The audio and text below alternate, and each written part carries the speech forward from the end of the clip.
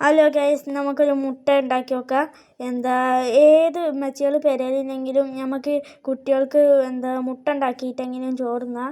അതിനായിട്ട് ഉള്ളി അരിയുക, തക്കാളി ഒന്നരിയുക, ഉള്ളി ഒന്നരിയുക, മുളക് 2 അരിയണം.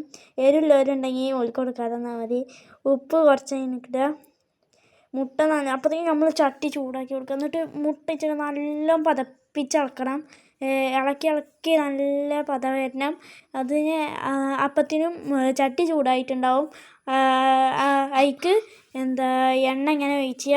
നല്ല ചൂടത്തെ എണ്ണ വെച്ചാൽ അപ്പോൾ ഇങ്ങനെ എല്ലാ സ്ഥലത്തേക്കും ആക്കി കൊടുക്കണം, അല്ലെങ്കിൽ മുട്ട അടി പിടിച്ചും.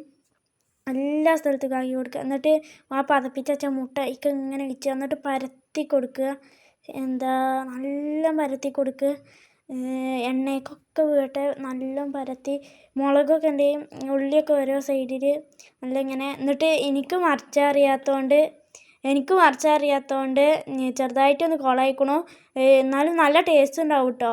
നിങ്ങളെല്ലാവരും ട്രൈ ചെയ്ത് നോക്കി. ഏത് ചെറിയ കുട്ടിക്ക് വേണമെങ്കിലും ചെയ്യുക.